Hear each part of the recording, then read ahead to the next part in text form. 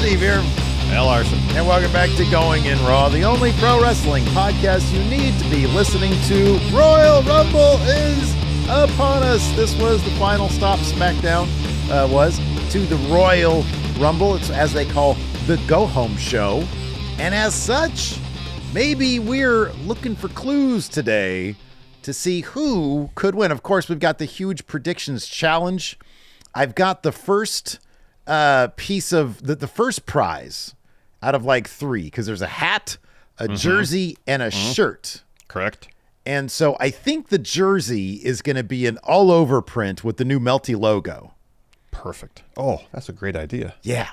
And here's the actual shirt. I know you can't see this, but just imagine, if you will, all in the old school Royal Rumble font, like the Attitude Era Royal Rumble font. It says, it's a giant print that says, I single-handedly beat, and then however many people, it's going to be 160, 200, whatever it is, other people in guessing how a fictional pro wrestling event would end in Steven Larson's Greatest Predictions Challenge. That's great. That's the shirt. That's Very really happy good. with it. Very happy with it. So you can walk around and no ambiguity. People are like, what is this shirt? And then they can read it. And you just say, look at shirt, read. Read now. You know, it also could function kind of because like the first batch of font is kind of small, like a vision test. Yeah. Which is ideal. Yeah. Well, right now we're at 256 participants, so. Oh my God, that's great. That's fantastic. That is great. This Rumble prediction is absolutely nuts. I did it last night. I made it during a Wrestle Juice video. I made a Wrestle Juice video of me doing it. I might make some changes based on what we saw tonight on SmackDown, Larson. You might have to. I don't know what your picks were, but I think, specifically as it relates, I feel like, to the men's Rumble, the main event, which ended in a wonk finish, which saw coming a mile away. It was a thrown together 8-man tag main event, by the way. Yeah. Drew wonked it. It all led to, well, there's two moments at the end, back to back, that could illuminate what's going to happen at the Rumble and maybe even WrestleMania 43. So we have Cody and Sammy picking up that WWE title. Yeah. And after Sammy hits Drew with a haluva kick. So they're both picking that up, and then they turn, and Braun spears him. So Braun finishes the episode standing tall. Yeah. So that would seem to indicate go-home math not favoring Braun Breaker to win. Plus, I missed this when I watched the show, but it was reported several places that apparently there was a graphic that ran prior to the Gargano Axiom match. And this could be a placeholder. It could be a mistake. Take it with a grain of salt. That listed Braun Breaker as the first entrant in the men's Rumble match. So maybe it's a situation where Braun is going to be the Iron Man, going to make it late, ultimately, not going to win due to this go-home math, and I would anticipate whoever he's going to face at WrestleMania will be the one to lead to his elimination or eliminate him directly. Yeah. The graphic, I had to do a double take on that because it was during Fraxium's entrance. And I was like, I know you're just focused on their theme because you love it so. Honestly, it's probably a top 3 all time. It's like Stone Cold, DX, and then Fraxium, but maybe so Fraxium bad. is the top. I don't know. Stacking bodies, give me a break. It's that so dude's bad. from Jersey, Isle of Jersey, but he's from Yeah. maybe the same rep as Jersey, where the Sopranos were set. So it kind of makes sense. Anyways, so yeah, the Braun Breaker #1 entrant thing was kind of interesting. So I am going to change that to my Iron Man. Definitely going to do that. Yeah, you're right. Braun Breaker standing tall at the end doesn't look good for him winning the Rumble. Might look good for him winning the Chamber if they want him versus Punk, because my assertion has always been the person who wins the Chamber in Chicago, that's going to be Phil's opponent because they're in Chicago. Now, I could be completely off about that. The one guy who's out there is kind of a wild card is Roman Reigns. Would you be surprised at this point, given like you've got Drew, Cody, Sammy, and Jacob all in the orbit of that title, And what we're expecting Roman Reigns to win this thing. I would be kind of surprised at this point if Roman won. I would too. And he was just on was it Pat McAfee show, was it? Oh, was Today? he? Oh, I didn't know that. Was it Pat McAfee show? Okay, Where he was talking maybe. about how he, laid the groundwork for, this newer generation of wrestlers to take the company to new heights. In his estimation, they've more or less dropped the ball. Mm-hmm. Yeah. Yeah. So I don't know if that's, a statement made, at least fully, if not partially, in character to build up to whatever Mania match he's going to have. And if that's the case, you wouldn't think he'd be wrestling a Drew McIntyre or a CM Punk or a Cody Rhodes, because they're all established superstars at this point. Mm-hmm. Yeah. You'd think that those comments would be directed more so towards up-and-coming talent, people who are on the precipice of maybe entering the main event. Someone like a Braun Breaker. Yeah. So here's what Roman Reigns had to say on the Pat McAfee show. I'll have to double check this, but this has been reported several times. They zoomed him in. He says, I leave an opening and give them plenty of space to create. We are 2 years here now. We haven't advanced. We haven't evolved. We have great leadership. Nick Khan, God bless him, but we have to keep up creatively. Wow. Is he gonna be taking on Triple H? Maybe. Yeah, that's been reported a couple of times. I don't have it on. I'm not gonna listen to it right now because we're doing a show. But yeah, he's shooting on WWE, on Triple H specifically. Maybe it's Road Dogg. I don't know. But when I look at the main event for WrestleMania, I see those four names, probably three. Number one, obviously Drew McIntyre, Cody Rhodes, Jacob Fatu. Now, is it possible that Roman wins the Rumble and takes on Drew in the main event to try to make Drew? Meanwhile, Cody and Jacob take their shit out at... I don't think so. Is it possible they do a multi-man where it's Drew, Cody, Jacob, and maybe even Roman? Possibly. Is it just going to be the three of the guys who are there right now on SmackDown doing it? Or is that match going to happen in another show? Right, yeah. The triple threat with Cody and Jacob and Drew McIntyre. Yeah, it's entirely possible that happens at a Chamber, at an episode of SmackDown. Mm-hmm, yeah. It's entirely possible that Cody wins that title back at some point. That's possible Mania as well, yeah. What do you think? What do you see as most likely, though? Because I'm looking at this right now, and I don't remember if Dave Meltzer had this in terms of he had sources or if he was just watching the show, but Cody, Jacob, Drew sounds like a real possible scenario, in which case I don't know who wins the Rumble. Yeah, no. Well, I guess it would have to be Cody, probably, or Jacob. Or both. Or both. Yeah. Yeah. Yeah. Yeah. Yeah. So, but yeah, the Braun Breaker would, like, towards the very end, I was like, oh, the Vision took the L. I kind of like Braun Breaker.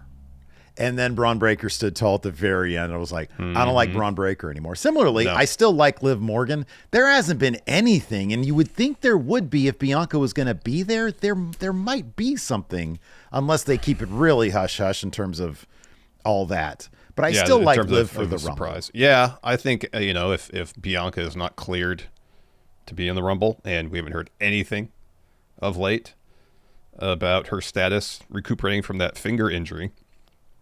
So you got to think, and you mentioned Bianca as a possibility for winning the Elimination Chamber, and you mentioned the historical context of it. If they want to establish Chamber as the 1B, the Rumble's 1A, they got to start building up statistics involving the Chamber.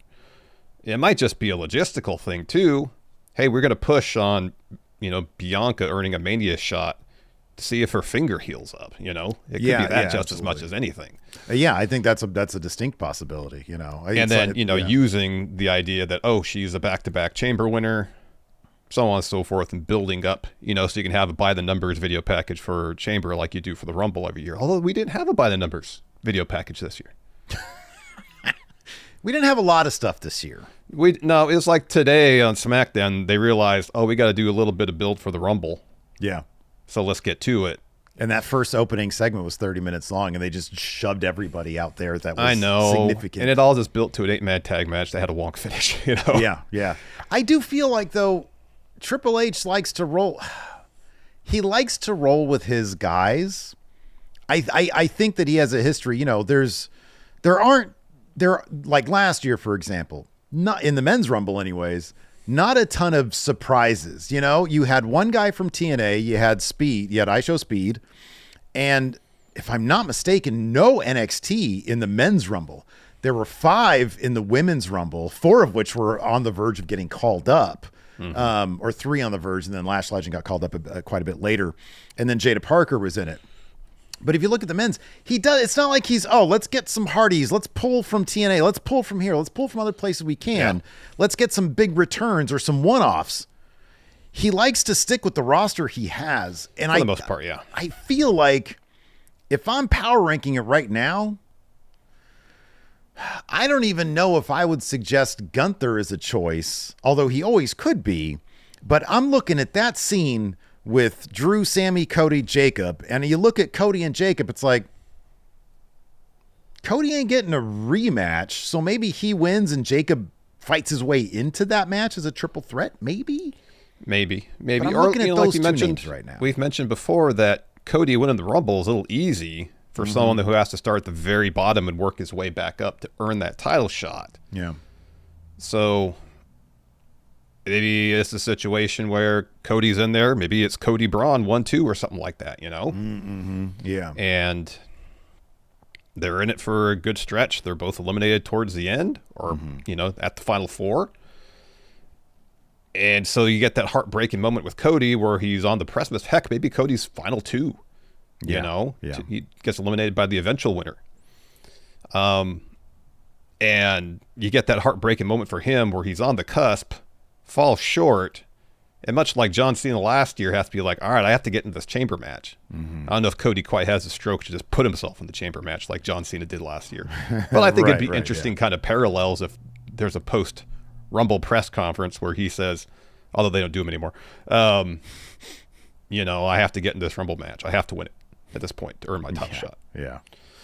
But we'll see what happens. Obviously, I like of the top contenders, let's say Roman, Cody, Gunther. I guess you have to put Braun in there. Sure. Yeah. Oh, yeah. Brock's. Anytime Brock's in a Rumble, you got to consider him as a potential winner. There's another thing. The names, real quick, off the top of your head, Larson. The names that have entered at number 1 and have won the thing. What is it? Benoit? Ray, Shawn Michaels, Edge. Edge did it. Edge did that? Yeah, the year he won, he went the whole way. Okay. Yeah, okay.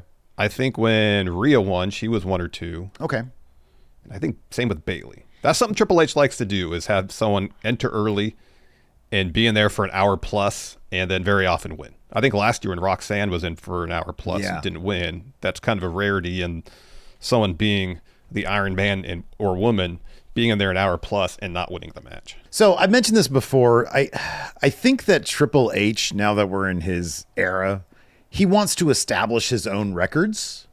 And so, for example, like Gunther with the Intercontinental Championship, I know that probably started under Vince, maybe. But anyways, it ended with Triple H making sure that it was like the longest thing. I think with Vince, there was like a rumor that he was wanting to get rid of Gunther. So I think that was all Triple H. Bury him, yeah. Yeah, so I think that was all Triple H. Similarly, I feel like with the men, he might want to establish a new, this guy entered at number 1, and he lasted the entire thing, and he won it. That could be Braun Breaker this year. That could be, I don't know. It all sort of depends. What was the point of that graphic at the bottom? Like, who ran that? That's still kind of curious to me. Of all times during Gargano versus Axiom. Yeah. Yeah, so I don't know. I don't know about that one. I don't know about it either. Yeah, that's confusing. I don't know about that. So, yeah, it's a wide open field in the men's rumble. Same for the women's rumble. We weren't given much indication as far as who we could expect to potentially win, other than not Charlotte, because she scored her team won. I guess Charlotte and Alexa, you can kind of count them out winning the rumble because they got the win over Judgment Day in a tag match. Yeah. So probably not them. Yeah, and that's again another reason to think that we have, Liv Morgan is at least, I think in the betting odds she's tied with Bianca for number 1. So that'll be interesting to see how that plays out. I was trying to see everybody on social media, everybody on Twitter has taken the Braun Breaker graphic to mean they just fucked up. And it's like, oh, WWE just spoiled it. So, yeah, I don't know. Yeah, who knows? Yeah. I don't know. It seems like a goof. The betting favorite for the men's rumble. Right. It was Roman, I think, as of yesterday. Roman. Cody's like a 1,000-point underdog. Yeah. Roman was like a plus 100. Yeah. So Cody's pretty far down there. But I don't know what Jey Uso was last year. So yeah, I don't know either. Yeah, I don't know. I don't know they're going off of. Anyways, we've got some sponsors for the show this week. So let's go ahead and talk about them. Let's do it. This episode of Going in Raw is sponsored by him. Steve, I got to say, I've noticed something a little different about you. Oh, yeah? Really? Is it the new watch I got? Well, I did notice that, but I noticed something else. It really seems like, maybe you don't realize this. Oh. You're a bit thin on the confidence these days, and I think I know why. What? It's because your hair is getting a bit thin under that hat you have on there. Here we go again. My confidence is at an all-time high. You know what? I think you're projecting, Larson. What? You're projecting. What's that? It's a technical term. You're the one who's obviously low on confidence because you're the one losing your hair. I am not low confidence Larson, and we're not here to talk about me, Steve. We're here to talk about you and your hair and how Hims offers convenient access to a range of prescription hair loss treatments with doctor-trusted ingredients that work to stop further hair loss, regrow hair in as little as 3 to 6 months. And here's a part you, particularly Steve, are really going to like. You don't have to leave your home to do it. Hims brings expert care right to you with 100% online access to personalized treatment plans for real health concerns all in one place so that you, Steve here, can get back to being your old, confident self. So for simple online access to personalized and affordable care for hair loss, ED, weight loss, and more, visit hims.com/goinginraw. That's hims.com/goinginraw for your free online visit. hims.com/goinginraw. Featured products include compounded drug products, which the FDA does not approve or verify for safety, effectiveness, or quality. Prescription required. See website for full details, restrictions, and important safety information. Individual results may vary based on studies of topical and oral minoxidil and finasteride. And this episode of Going in Raw is sponsored by Surfshark VPN. WWE's Royal Rumble is happening tomorrow, and it's the only match that pits 29 competitors against one. Yeah, I don't know why they always say that. 29 versus 1 would be a ridiculously hard match, Larson. I know, and you know what else could be ridiculously hard? All the hoops WWE makes us jump through to watch all their shows, including the Rumble, here in the U.S. But what if there was a way that you could watch the Rumble, Raw, Smackdown, and all of WWE's PLEs live and commercial-free? With Surfshark, you can watch WWE programming as it happens with no ads on Canadian Netflix. That's right, and I used Surfshark today to watch SmackDown this morning live as it happened instead of having to wait until it aired in the evening here in the States. And since one Surfshark account could be used on an unlimited number of devices, I was able to watch SmackDown on my computer here, but I could have watched it on my phone if I wanted to, or I could have watched it on my laptop, or my wife's laptop, or on her phone. Why would you watch it on her phone? Whatever. Because I could. Not only that, Larson. Surfshark helps protect your online privacy. You can get alerts if your personal online data, like your email or credit card info, gets leaked online. Surfshark also offers antivirus protection that secures everything from your files to your webcam and gives you an immediate notification if it detects a malicious app or file. And it's all backed by Surfshark's risk-free 30-day money-back guarantee. Right now, Going in Raw listeners can secure their privacy and get 4 extra months of Surfshark by going to surfshark.com/raw or using code RAW at checkout. Again, that's surfshark.com/raw or code RAW at checkout for 4 extra months of Surfshark. Check out our show description for URL and promo code. And this episode is sponsored by Cash App. Steve, scams are everywhere. Over here, scam. Over there, scam. Behind me, scam. Behind you, scam. Ah! You know, thankfully, never fallen for one, but these days it's really hard to know what you can trust. Hubba, hubba, hubba. Who can you trust? Well, Larson, here's something you can trust. When you get the Cash App card, not only do you get access to a ton of perks and benefits like exclusive early access to nationwide concert pre-sales or discounts on popular brands, but you also have extra security with the power to instantly lock or unlock your card right from your phone in just one tap. If a suspicious transaction pops up on your card, Cash App has your back by automatically declining the purchase and sending you a heads up to confirm if it's you or not. Behind the scenes, you can rest assured knowing your account balance is protected by 24/7 fraud monitoring. Spend with peace of mind today and order a Cash App card in the app or at cash.app/card. For a limited time, new Cash App customers can earn $10 if they use code SECURE10 in their profile at sign up and send $5 to a friend within 14 days. Terms apply. Cash App is a financial services platform, not a bank. Banking services provided by Cash App's bank partners. Prepaid debit cards issued by Sutton Bank, member FDIC. Discounts and promotions provided by Cash App, a Block Inc. brand. Visit cash.app/legal/podcast for full disclosures. All right, man. So really quick, before we continue on with the Smackdown review, want to mention this really quick. Obviously, we've talked about the predictions challenge, the prizes involved. If you want in on the predictions challenge, and this thing is a doozy. It's the biggest single event predictions challenge we've ever done. Yeah. You got to log in. Not log in. You got to click the button, and it's the join button, wherever that is in our screen here. I think it's up there. It's join right here, youtube.com/Stephen Larson, or you can go to patreon.com/Stephen Larson and click on the Friendo Club setup there. That gets you access as well to the predictions challenge. It's a huge deal. You said we already have 250 what? 250 something. I don't remember. It's probably more since then. 250 something now.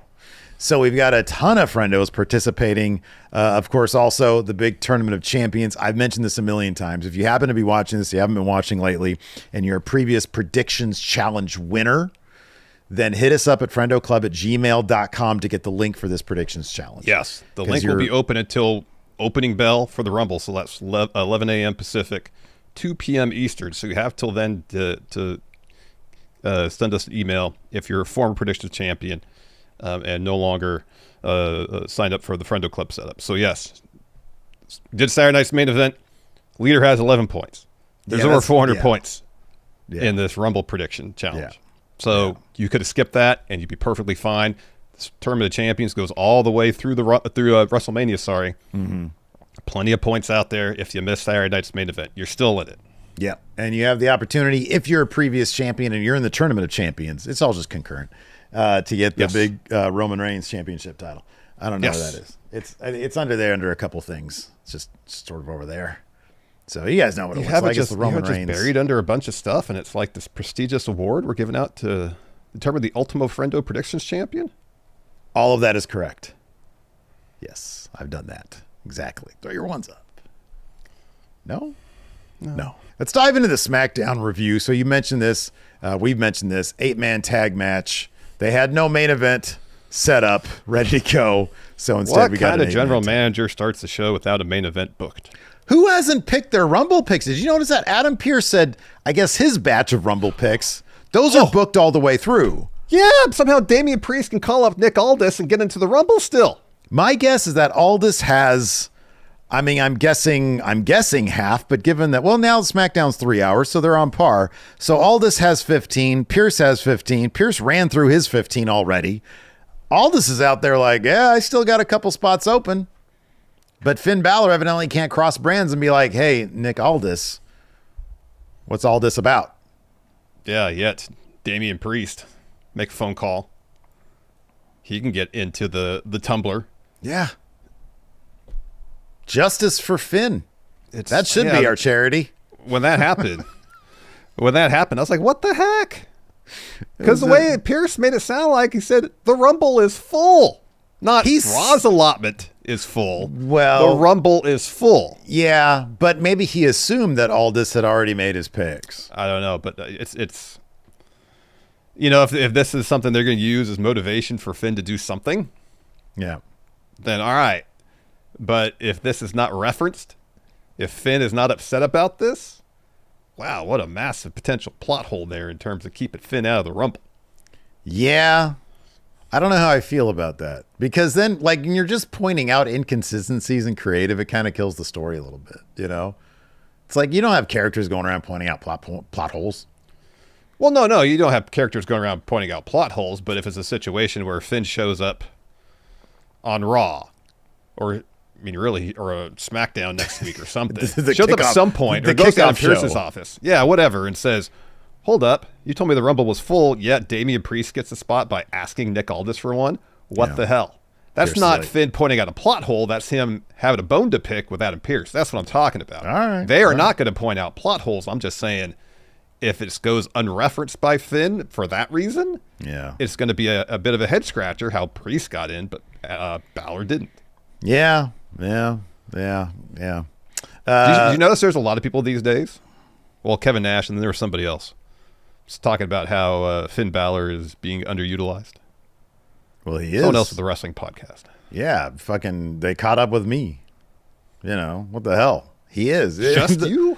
The funny thing I have 3 Finn Balor shirts, Steve.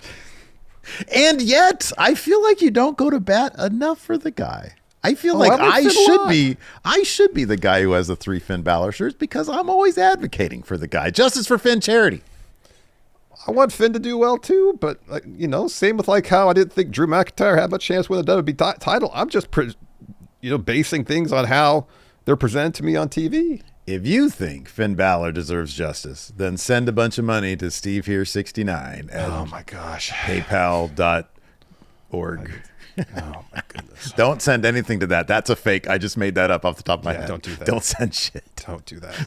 So we had this really, really, really long segment to open the show where Cody comes out talking about the Rumble, talking about wanting to challenge Drew, you'd think, but then he brought up the idea, well, maybe if Sammy wins, I could be facing Sammy, or CM Punk still has the World Heavyweight Championship. Maybe I could face him. He says, what I do know is I'm the only person in this match who has won the Rumble twice. That brings out Randall Keith Orton, a 2-time Rumble winner himself. Mm-hmm. And so he says, hey, we're friends. We're brothers. I have all the respect for you in the world. Nobody is more proud of you than me when you won the title. And I understand how tore up you were when you lost it. Tomorrow is every man for himself. Tomorrow we are not friends. We're not brothers. I have no respect for you tomorrow. If I get a chance to throw your ass over that top rope, I'm going to do it without hesitation. Mm-hmm. This brings out Jey Uso. He just came out to say yeet pretty much. And that he wants to be a 2-time back-to-back Rumble winner. This brings out Sammy. And he talks about his championship match against Drew. I really want to know where he got that sweater from. Yeah. It's probably a rich person's sweater. Because he probably saw the short, because I put that together as a short where I was like, man, you look like you're poor. And but this sweater, it looks so cozy. It looks so nice. I bet it was a rich person's sweater. No, because as you illustrated, he makes probably 20 times what we do. Oh, he probably makes really good money, but doesn't mean he's buying a $5,000 sweater. Oh, I'm not saying that. I'm saying 100. Oh. A rich person's sweater is... That to me is a rich person's sweater, Larson. All right. I'm sorry. My family didn't get cable when I was a little child. We weren't ballers. I have never spent probably more than $40 for a sweater in my life. All right. Right. So $100 would be a rich person's sweater. Well, you say rich person's sweater, I think of, someone millions and millions of dollars, if not billions, spending $5,000 on a sweater. It looks like it could have cost $30. You know what I mean? Yeah. Nah, man. Keep it real. So anyways, the most expensive one you can get at the mall. That's what I'm thinking. It depends on which mall you go to. Macy's has some probably $300 sweaters. Oh, yeah. Nordstrom's probably has some north of $500. Yeah. Anyways, so he says he's going to walk out champion tomorrow at the Rumble. He says, you'll be facing me after the Rumble show. So then Heyman comes out and says, this is a bunch of crap talk, and it leads to all this coming out and saying, all right, we're going to have an 8-man tag match in the main event. Mm-hmm. The Vision versus Cody, Sammy, Jay, and Cody. Yes. Yeah. And sure enough, this shit was wonked. So they did, of course, because the Rumble's tomorrow, they did the thing where everybody... See, you roll your eyes immediately. You know what I'm talking about. It's like they do it every year. In case you forgot the mechanics of the Rumble match, you got to throw someone over the top rope. Let's see these 8 men go at it. And of course, everybody has to throw everybody over the top rope. And what does Michael Cole say? If this were the Rumble, that'd be an elimination. All be eliminated. They don't give us a by the numbers video package, but they give us this same old thing they give us every year. Give us the by the numbers because, especially if Triple H wants to establish new records during his era, there's going to be a lot to update. Potential. They mentioned tonight that this will be his 17th Rumble, one away from Kane's record. Okay, I know I should be probably lambasted in the comments for asking this. When Ray did it, wasn't he number 2 technically? I believe so, yeah. Okay, maybe I got that one right. I mean, it's really splitting I know. hairs. I hate that. I hate that so much. If you're going to have somebody win the thing from the starting spot, just make him number 1.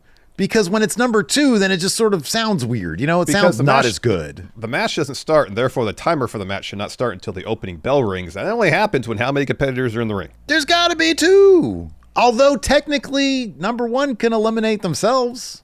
That's true.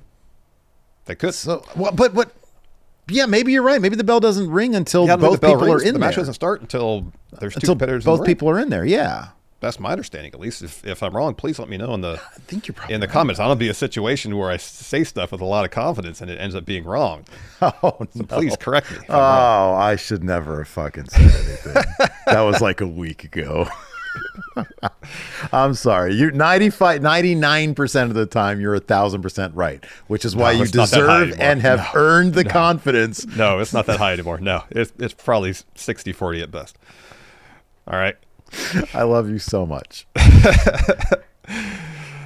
Right back at you, pal. Anyways, long finish.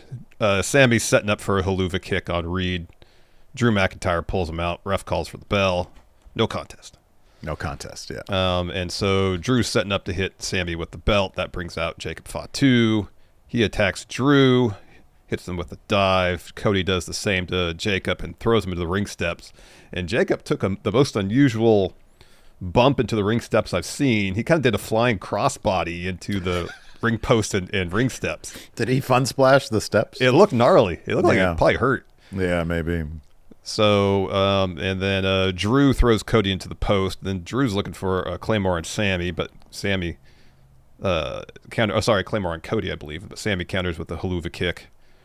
That's when he picks up the belt. Right as Cody picks up the belt, they're holding it. Not exactly a tug-of-war thing like Brock and Roman a few years back. They were both smiling.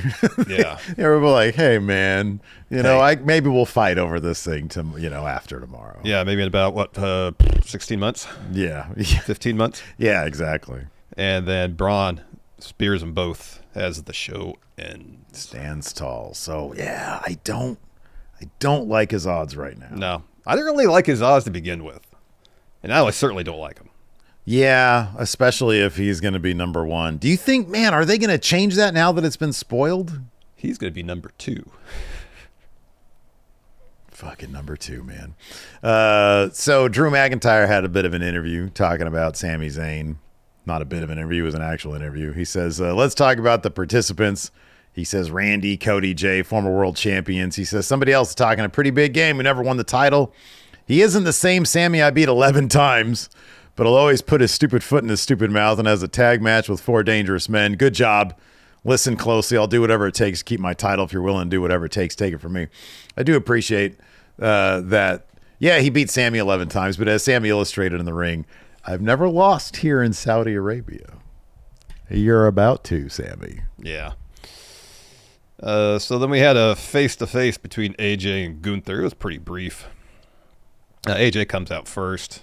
I'm fine with AJ coming out and doing whatever he wants because I feel like tomorrow's probably the last time in WWE that we're going to get to see him do that. So that opening bit that was a half hour long, man, I fast forward through as much of that as I could.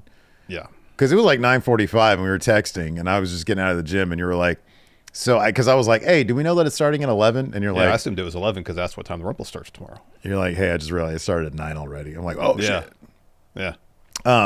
So yeah, that first one, all the entrances, some of the speaking, I was like, I don't need to hear any of this. But this right here, I was like, oh, AJ's coming out. I'm going to soak every moment of this in. And it was pretty good, too. It was. So he says, to everybody, don't worry about tomorrow. Says, I'm not worried. In fact, I'm going to knock Gunther's teeth down his throat. And then when I beat him, it's going to start the phenomenal farewell tour. Get one more time matches against Cody, against Randall Keith Orton. And the crowd starts chanting for CM Punk. He goes, oh, yeah, well, yeah, one more time against CM Punk. Gunther interrupts. Says, I appreciate you having that much fantasy about your future, but none of it will happen. Deep down, you already know you made a mistake so severe it'll cost you your career. Tomorrow at the Rumble, I'm going to end your career and do it the same way I did to your little buddy John Cena. I'm going to make you tap out. Tap out. And AJ says, last time I checked, you're the one who tapped out. Like a little biatch. All right, man. So then AJ's like, come on, let's throw. Gunther leaves. I ran to my predictions form, edit your response, change it to AJ taps. Oh, you didn't have that initially? No, I was like, he makes such a big deal about Cena tapping. I was like, he'll just pin him. Oh, no, I put tap now. Yeah. No, yeah. It's tap now. I'm going to fill out my form when we're done here. Mm-hmm. I wait till I watch SmackDown before. The vast majority, like I went back and I finagled with a little bit after SmackDown. I'm going to finagle with a little bit more. But like the majority of the prop bets, dude, I'm just like, I did the thing. You just did the diagonal line? Yeah, the ones that I'm like, okay, these ones I'm pretty sure I did those first, and then everything else I did. Yeah. And then just, I did do this, and I apologize because this might be an unfair advantage. On the WrestleJuice video, where I filled it out on the show. Sure. I did conclude by asking everybody watching for their thoughts and prayers to go my way. All that good mojo. So apologies if that gives me an unfair advantage, but I'm going to have, spiritually speaking, all the good stuff coming my way. Well, that's fine because you as a one-time predictions champion probably need it more so than me, a two-times predictions champion. So remember that time I said I love you? Yeah. I take it back. I didn't hear that. Damn it. Oh, so we got some Rumble build, a little bit, in both bit. the men's and women's Rumble. So Truth is backstage, and they got the tumbler back there with all the numbers. Mm-hmm. And so there's a bunch of jokes about balls with Nick Aldis. Yeah. Priest walks in, and Truth says, DP in the house. So Priest, details what happened. He called Aldis. Aldis found a spot for him. So he picks his number out of the tumbler, and he opens a little thing and unfolds the piece of paper, and he looks a little disappointed with his number. And Truth says, my bad, you can grab another one out. And Aldis says, no, you can't. And the Priest says, doesn't matter, it gives me more time to throw people out. So he got something in the single digits. Yeah, probably no greater than 5. What if he comes out at like number 27? He was sad he didn't get 30. Maybe he thinks that the first person in is number 30. Yeah, that could be. It's like a countdown list. It starts at 30 and goes to 1. Right. Didn't quite understand. I'm very happy. Then we get an interview with Trick Williams. He tells the cameraman to look at his lemon pepper steppers. He says, I put on a show everywhere we've gone, Germany, London, Montreal, now in Saudi Arabia. He says, go to my website, find me at worldwide. It's worldwide. I think he said worldwidetricky.com, didn't he? Oh, that's what it was? Okay. I think so. With a picture of me looking like this. And he poses to camera. He says, subscribe to the Whoop That movement. When Trick is last in the ring with sights on WrestleMania, let's talk about it. So we get a promo from Solo talking about how he's going to win the Rumble, talk some crap to the Wyatts about the lantern. We get the Wyatt graphic interrupting. Bo says, you think you've won, but you're wrong. You're mistaken. Severely underestimate the weight of sacrifice. Our lantern, the tag team championships, will come back to us. And when they do, the millions of fireflies around the world will illuminate your insecurities. We will not only come back for what is ours, but ensure your dream is your demise. So yes, Uncle Howdy's going to eliminate Solo from the Royal Rumble. Is Uncle Howdy going to be in this thing? Or is he just going to sort of show up? Probably just show up. Yeah, maybe. Yeah, I don't know. I hope so. Maybe Uncle Howdy and Bo Dallas could both be in the Rumble. Oh, see, there you go. That's what they should be doing at this point, you know? I know. You have Bo leave, Uncle Howdy. Mm-hmm. B-Team Bo Dallas. B-Team Bo Dallas. Bring back McGillicuddy. Yeah. That dude, I think he's selling real estate now. Oh. I think. Well, I don't know.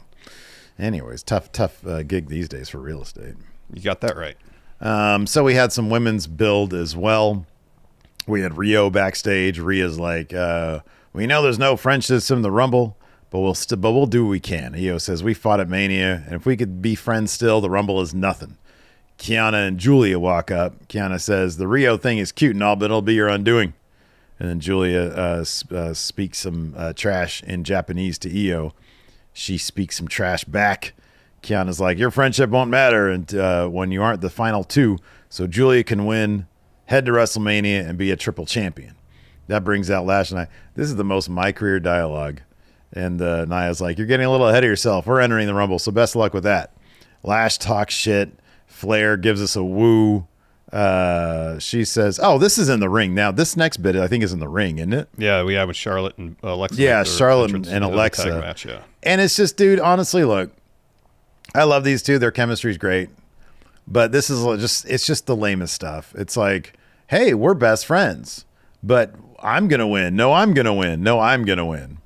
So that brings out Liv Morgan and Judgment Day. They come down. Liv's like, oh, how cute. The two besties are fighting. So long story short, we have a match with Charlotte and Alexa versus Liv and Roxanne. Roxanne got busted open in this match. Charlotte's gear was pretty cool. It was very Saudi Arabia themed with the gold and the green. Looked very nice. I'll be honest. Like I'm not huge on the reason why they do that shit, but the variation outfits for the women, the full body stuff, they always do a really good job with it. Mm-hmm. It always looks cool. Mm-hmm. I think more people should just do that, no matter. But Anyways, so as mentioned earlier, I believe Alexa gets the win, pinning Roxanne after hitting the Sister Abigail DDT. We cut backstage. Jordan Grace has an interview with Kathy about the Rumble. Jordan says, everyone knows the Rumble can change your life, and I always bet on myself. I'll show Jay the reality check. So Jade attacks Jordan from behind and says, you won't win the Rumble, and you certainly won't be beating me because I'm that. And before she can say, biatch, Jordan fights back, and officials come in to break him up. Yeah, I'm still curious how this is all going to play out. It feels like they're in a feud, They are, but it's going to be, I feel like it's going to be a SmackDown feud, maybe a match at Chamber. Oh, yeah, maybe, huh? They got to get on that. It's been a little while since Jade has had a title defense. Has she defended her title? And I think by that I mean she has not had one. I don't think she's defended the title since she's won it. And I think it's been like 3 months. It's been a while. That's probably not good. No. Speaking of someone who defends her title all the time, Carmelo Hayes. Yeah, man, this guy defends it all the time. He took on every Ray week. Phoenix. If you're the U.S. champion now, you got to defend that title. And stellar match against Ray Phoenix. This was so good. Oh, yeah. This was awesome. Melo gets the win. First 48 midair. They had nothing but net. Just go your way to watch it. It was great. So backstage, Miz is talking to Ilya about what happened last week. And Miz is saying, hey, Carmelo came to me and asked me to help him push you off the top rope. And Ilya kind of sarcastically goes, where are my manners? I'm Ilya. Nice to meet you. First time chatting. Nice suit. It's a pleasure. And he squeezes the Miz's hand really tight and says, that's how it could have been. Pleasant.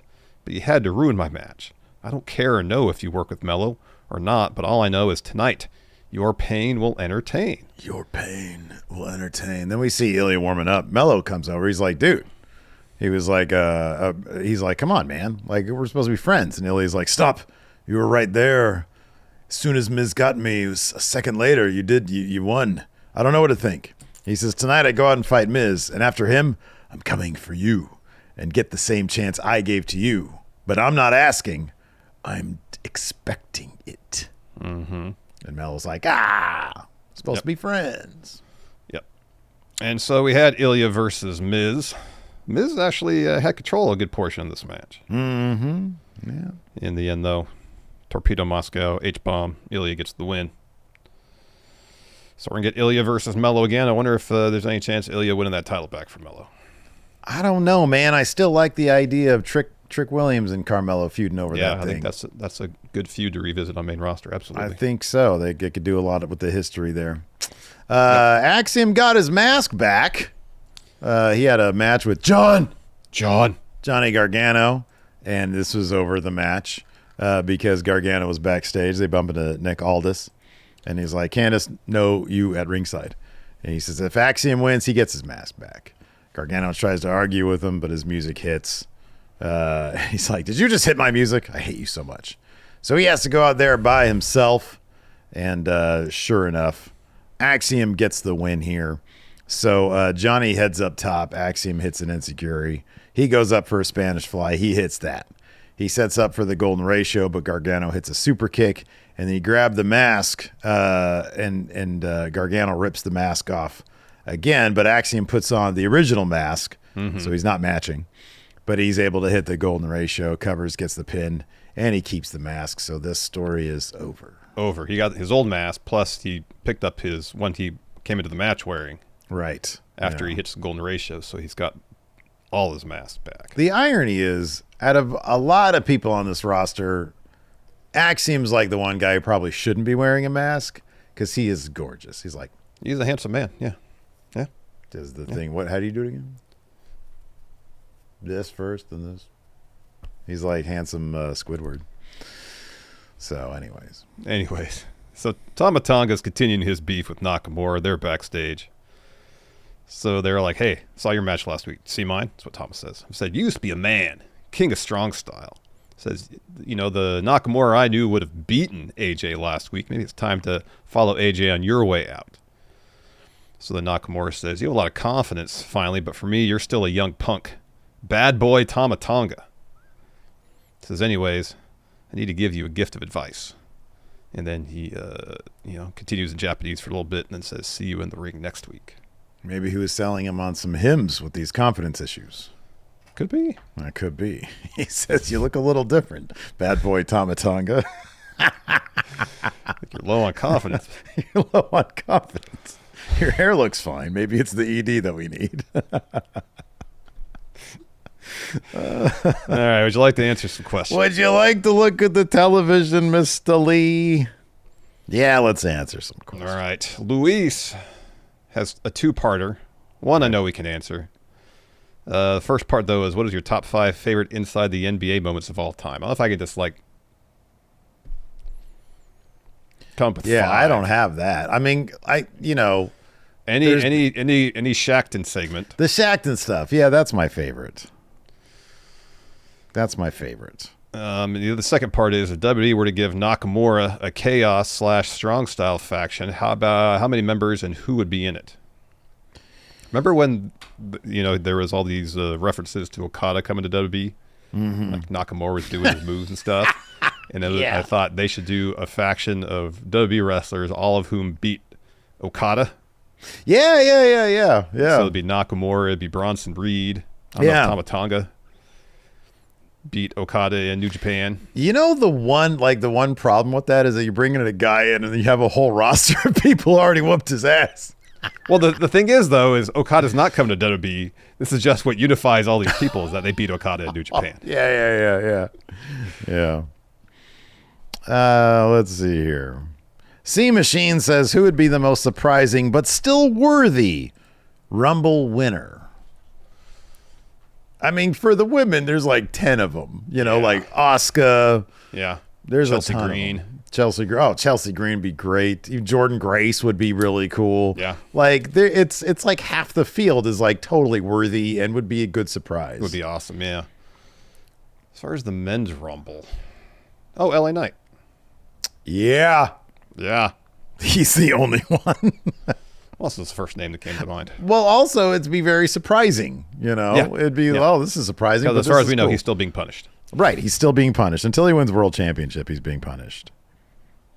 Dave Matuszek, with Adult Swim and AEW working on an animated series together. Oh, that's cool. Yeah, I know, right? Lacey broke that news to me this morning. Said, how long do you think that WWE will get back in the cartoon realm, regardless if it's kids or adults? I don't think that's going to happen. I don't think WWE's going to get into cartoons. That'd be cool. No, I don't think so either. Given how, given well, the long... outside of, because they had those direct to DVD, like the Jetsons. Mm-hmm. Like a Jetsons one, they had wrestlers in it. Or Scooby-Doo. Or Scooby-Doo, whatever. Some shit. Yeah, maybe Scooby-Doo. They might do stuff like that where there's a wrestling theme special that works wrestlers into an existing animated property, but like a rock and wrestling type cartoon that's focused exclusively on wrestling, no.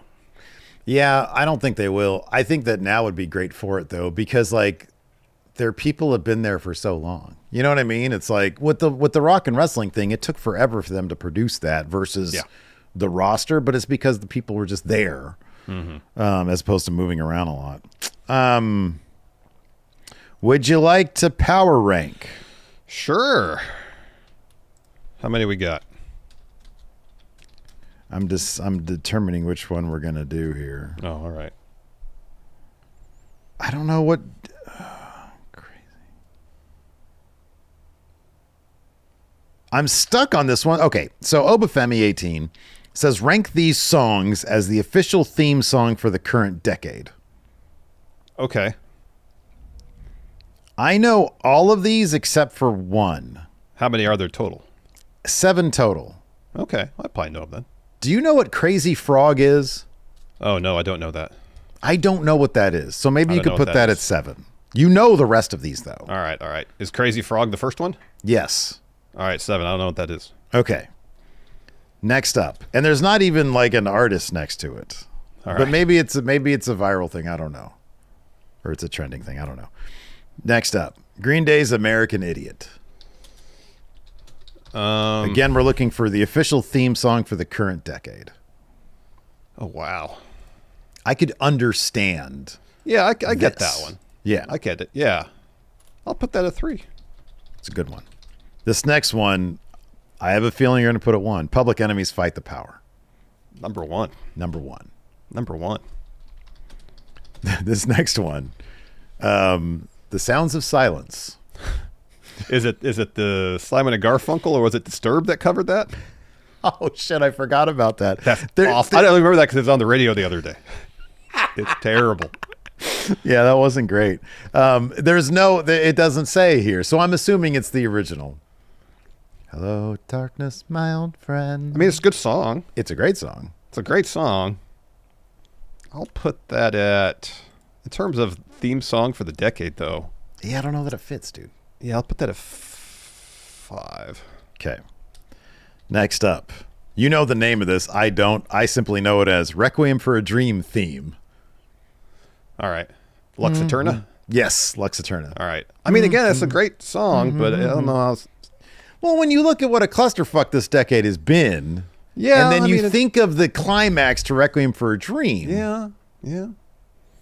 Yeah. I mean, it's good for any sort of score for anything, I guess. I'll put that at 4. This one is confusing to me. The Offspring's Pretty Fly. I don't know how that would be. Yeah, that's a 6. And then what spot do you have left? Number 2. All right. I think this probably works given today's climate. The Imperial March. All right, number 2 for the Imperial March. There you go.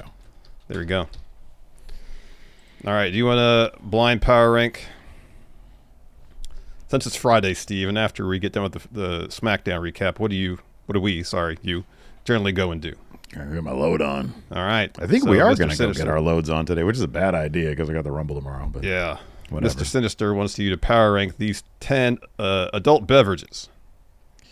10 of them. 10. All right. Well, we'll go ahead and see. Number 1 here, a wine cooler. Remember those things? Yeah, no, my mom used to drink wine coolers. You know, a nice They were summer really day. popular in the 80s. Yeah, 80s. They feel, they'll give you a little bit of buzz, but they're also kind of refreshing. Yeah, they're not too heavy. Yeah.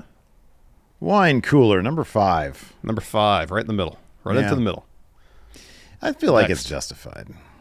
This might be your number 1. Yeah. A beer. Your choice. Big Eddie beer. I mean, that's primarily what I drink, man. I'm not as experienced in the spirits and the hard stuff like you are. Good old beer, man. I mean, that's what I drink. Number 1, yeah. Number 1, all right. Yeah. Next up, I don't think you're huge on this particular spirit, whiskey. I'm not anti-whiskey. There is a spirit I am very anti, and we'll get to that, I'm assuming. I'm okay with whiskey. That moment where it's like, like oh, Scotch? I shouldn't have done that. Scotch, I'm not terribly familiar with. Mm-hmm. Whiskey and bourbon, those are the ones that are the same thing, right? It's just, aren't they? They're pretty similar. All right. Whiskey. I mean, I like other stuff better, so I'll go number 3 with whiskey. Why not? I don't know what else is on this list. That's pretty high. But if somebody's like, "Hey, you want some whiskey?" All of a sudden, I feel like I'm in the Old West. So, all right, there you go. Yeah. Next up, you drink this. Maybe you're feeling like Rupert Holmes talking about a pina colada. Oh man, give me a good escape, Larson. The pina colada. However, if I'm not mistaken, pina colada, it's got like coconut in it, doesn't it? And pineapple. Number 9. Number 9. Also, that song is crazy because the dude is trying to cheat on his wife, and then it turns out that, spoiler alert, she's cheating on him too, and they have a chuckle at it. Yeah. It's a great plot twist, though. It is. In terms of storytelling and songs. Yeah, it's kind of great. It's pretty high up there. Yeah. Next up, a martini. They're Nothing cool. but booze in that one. Yeah, they're cool. Yeah. A couple olives in there. I guess if you get a dirty martini, there's olive juice in it, so it's not I'll be honest, exclusively though, booze. Not really my thing. Not really my thing. I'd like to be a martini guy, just not.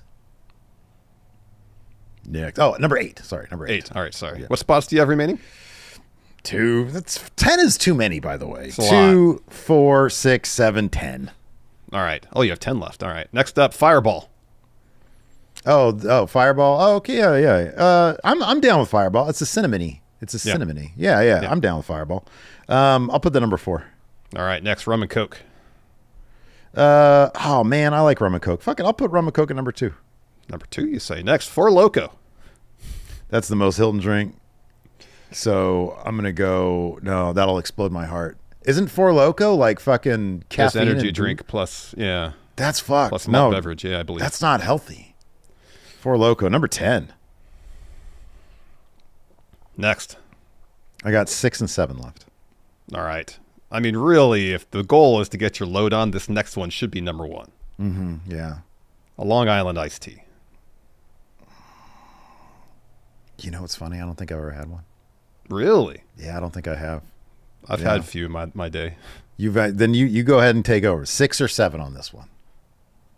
Well, it's kind of unfair because I know what comes next. Okay, good point. I'll go, I don't know what that means exactly, but I'll go number 7 because I haven't really done it. Oh, bad move. Next, Jaeger bombs.